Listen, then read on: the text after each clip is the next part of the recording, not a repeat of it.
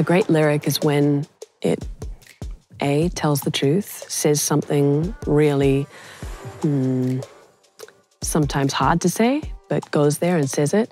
I also like the directness of a lyric to be counteracted with a certain kind of ambiguity, because I think that's real life. We don't have all our thoughts completely mapped out when we go to speak.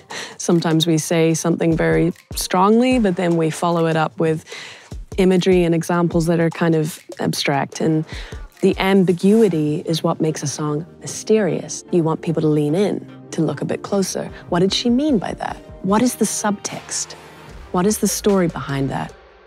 Working out what the song is about is one of the hardest parts of songwriting for me. Some of the questions I ask myself in order to get to the core is, who am I talking to? Why am I talking to them? Why am I writing this? Is it important to say? Has it already been said 100 times? In some songs, I'm talking to a person. I have them in mind. And with the world of melody, I can create the right environment, perhaps, to say something with the right nuance. There are other times when I'm writing a song very much for myself. So sometimes I will write from my future self to my younger self. So perhaps there's this immense hope. Even Love in High Places, the opening lyric, I will be your savior when no one will save you. I'll be your shining light and galvanize, make you burn all up inside. It's kind of to a lover, but it also is kind of to myself. And sometimes I write from a stronger place than I'm in at the moment. I write it to encourage myself. Sometimes I write to calcify an emotion that I can't otherwise access. It sounds easy, like, I'm just going to come up with a song that says everything I've ever wanted to say. And of course, it's not easy. But I know that moment when I found it, because I can't stop listening to it on headphones, and not because I think I'm so amazing or anything like that, but because the song is articulating and expressing something that I've been longing to get off my chest, either admit to myself or admit to someone else. And the song is doing that, and there's something so fulfilling about that. But now that it's been named and put into a melody or into a song, there's this sort of release, like I can let go of it. Rhyming can be great in lyric, but it's also not necessary. And I think learning that it's okay to break out of rhyme and stand behind what you're saying, even if it's not a perfect measure, what is the touch of skin feel like that hasn't been said before? What is it like to put two words together that shouldn't belong together? Lean into the unexpected with lyric. We've heard love be compared to a million things. What has it not been compared to? There's always multiple stories at work. There's the thing that we say out loud, then there's the thing that we're thinking in the back of our mind, then there's the sort of prayer-like, reflection maybe at the end. It's more important that what you're saying is really what you're meaning,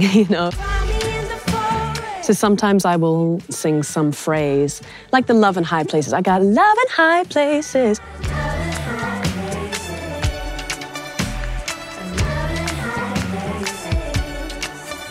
It's produced in a way where it sounds like it's kind of coming from the ether.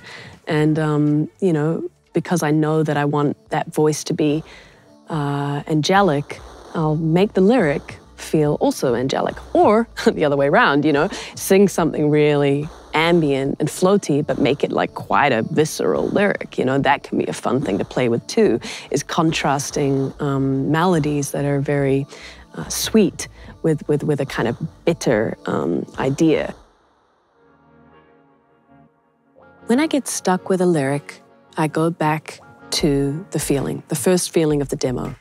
What does it make me think of? What films does it evoke? Maybe I'll watch that film.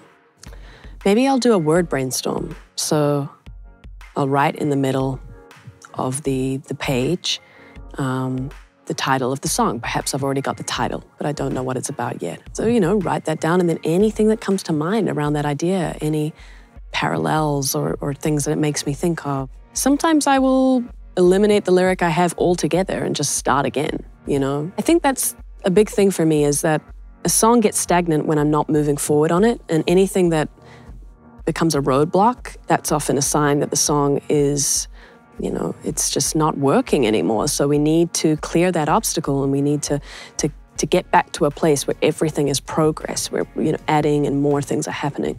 So that might mean throwing out the window everything that you have already. It doesn't all have to be about your life.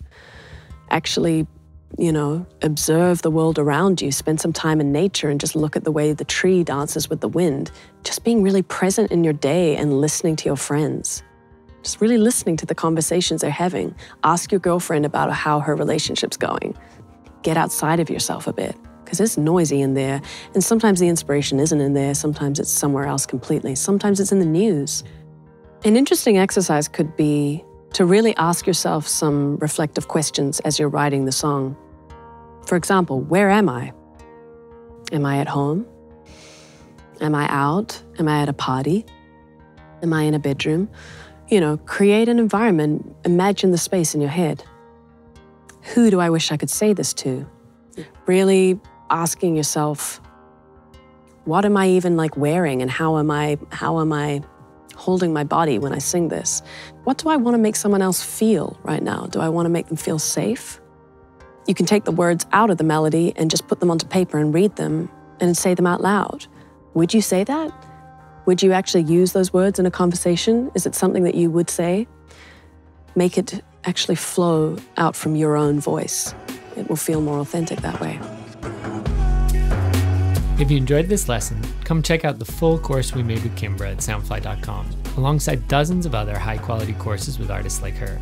And subscribe to our YouTube channel for weekly videos about all things related to making music.